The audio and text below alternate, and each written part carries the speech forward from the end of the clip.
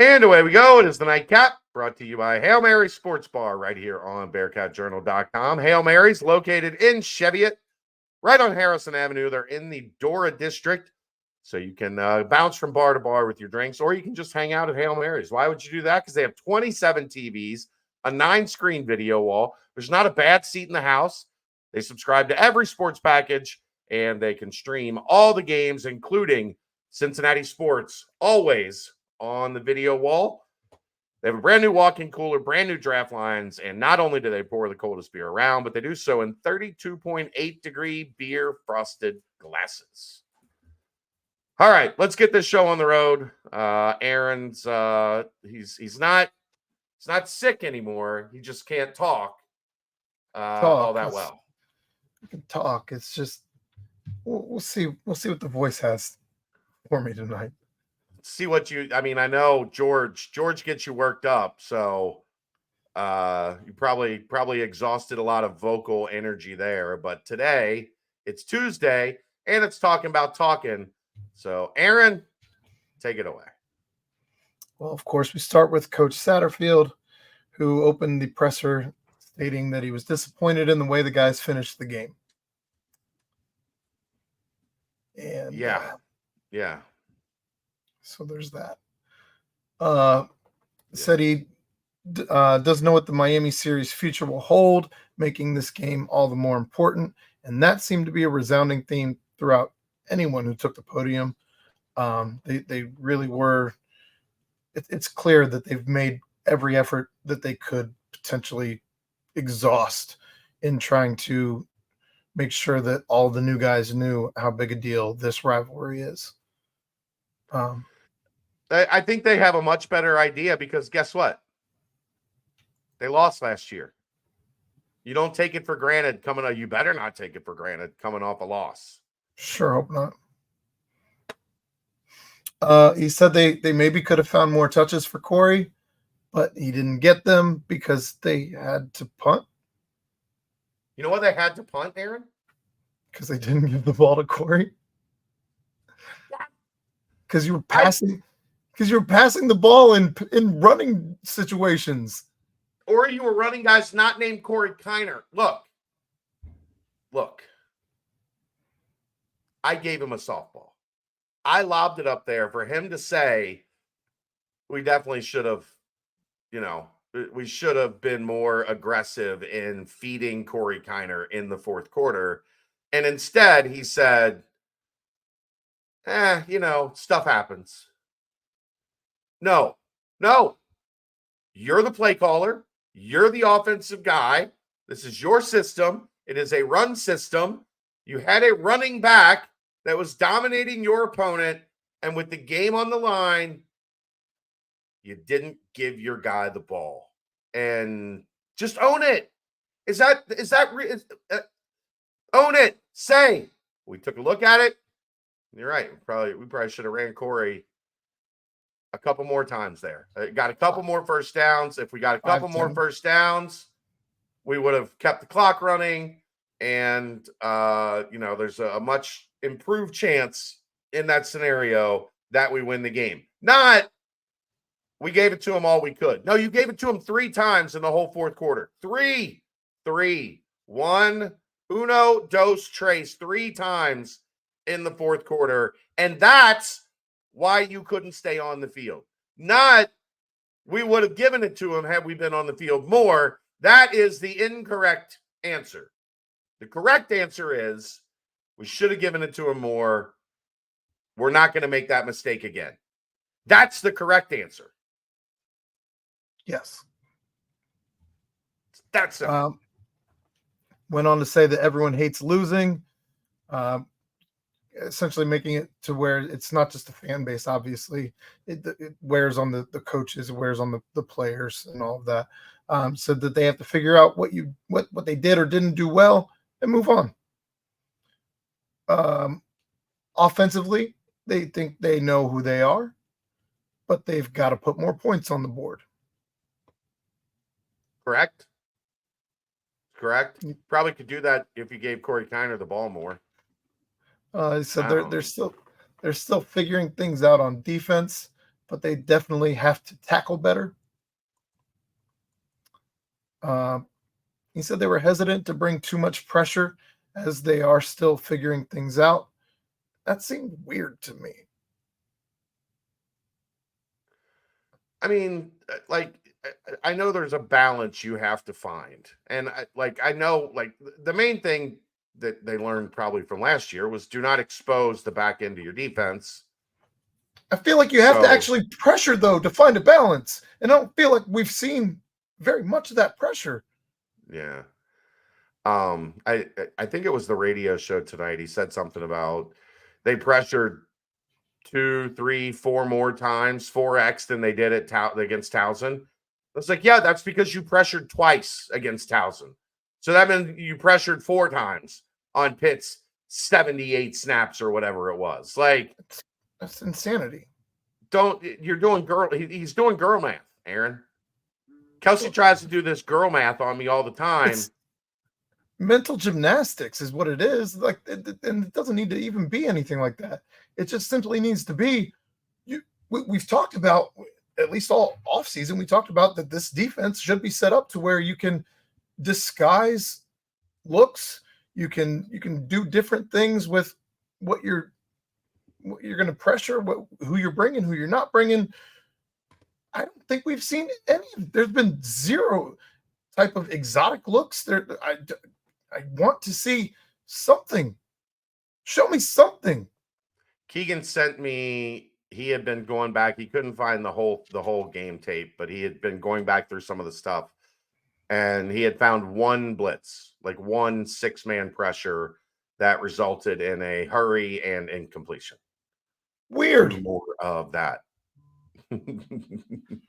I know they don't want to expose the back end. Like, I know they're still worried that they don't have a great secondary. Sure. The secondary is better. And you know what makes your secondary even better? Is if the quarterback isn't standing there like a statue for 7 seconds trying to let his receivers run open. Just doing this. They're just doing this. And eventually they're open. So, sure, you give them anybody that much time. Anyway, I don't want to get lost in the minutia on some of that. He said they need to get more interceptions and create more turnovers. They've had opportunities for these interceptions. They're just not completing them. Yes. And That's they got one of those things, Aaron, that those guys are playing defensive back and not wide receiver. And running back. Yeah. For a reason. And then you got to find a way to start winning close games. Yes. Agreed.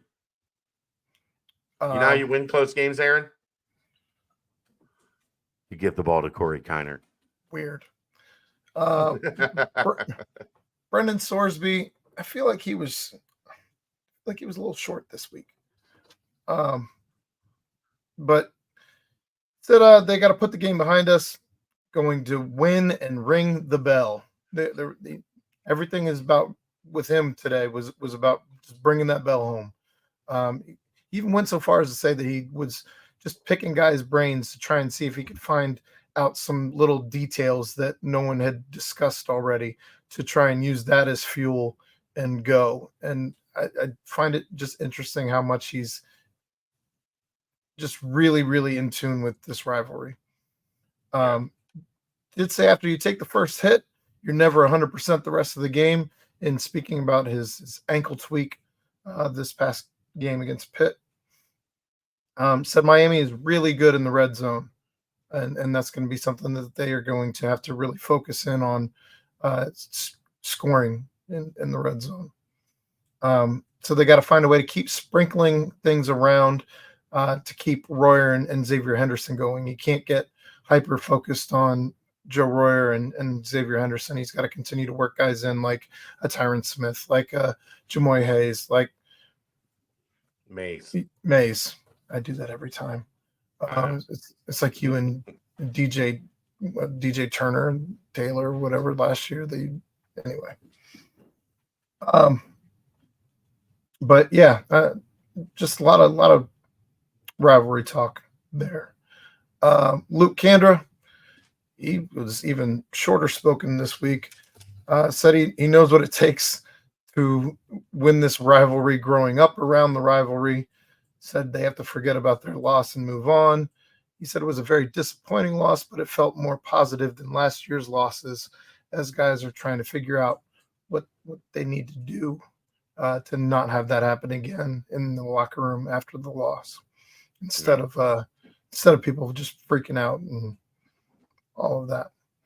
And then Mekhi Miller, who used to play for Miami, said he is still close to Gabbert.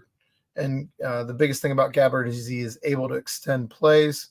Mekhi Miller also said that the DBs have been hitting the jugs machines and trying to better their hands after I think he said after the game they were even doing it, but certainly after practices and what have you. And also said that Coach Martin makes a huge deal of this game, and he would place little reminders in their locker when they were like, hey, 0-14 and little things like that. Chuck Martin's just he's a loose cannon, so who knows what that guy's doing. I can only imagine some of the messages that have actually been left in these lockers. Right. I would, nothing would surprise me. The thing is, like, he did all of that, and it still took him like 14 tries to beat Cincinnati. So you can only imagine then what kind of the buildup of these messages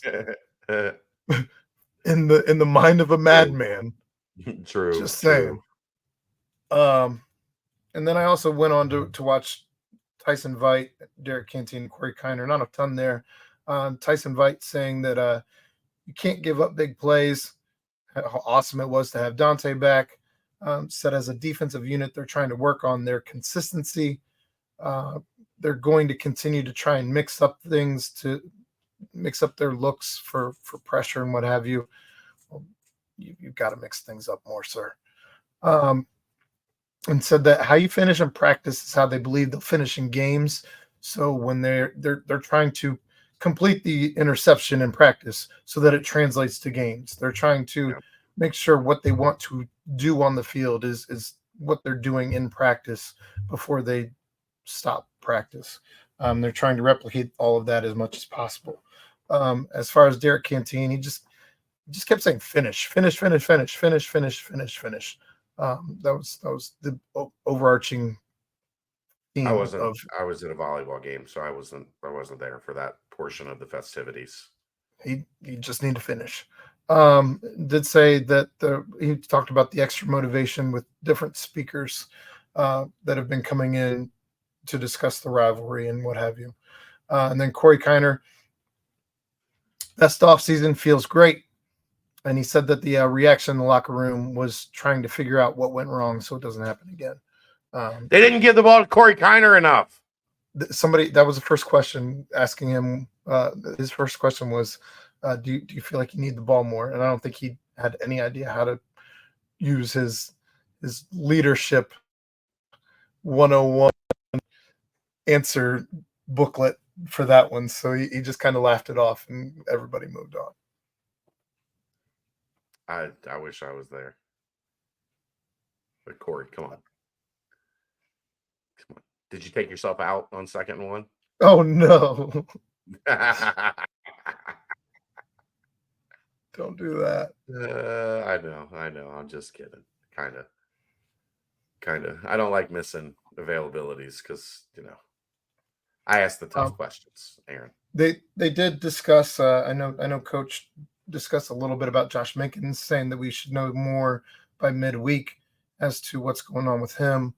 Outside of that, I don't think there was really anything else super newsworthy that I caught. I know they're hopeful they can get Wilder back this week, if not maybe this week, next week. I think he's getting close. He's at starting to get to that point where every day you're working to get him back. I don't know if it's going to be this week or next week or whatever, but I understand he's close. I saw Rob Jackson in a sling after the game. That doesn't seem like something that just heals up in a week. So we'll see. That one seems less likely than anything else we know, but yeah. So all right, well, That's about all I got. Go get some vocal rest. BCJ pod tomorrow night. I'm sure Dave is going to be a bundle of joy. We have already done a show talking about Pitt, so I can't imagine we will spend much time on it tomorrow before we turn our attention to Miami. So there you go. That's the nightcap. We'll see you tomorrow night. Brought to you by Hail Mary Sports Bar right here on BearcatJournal.com. See ya.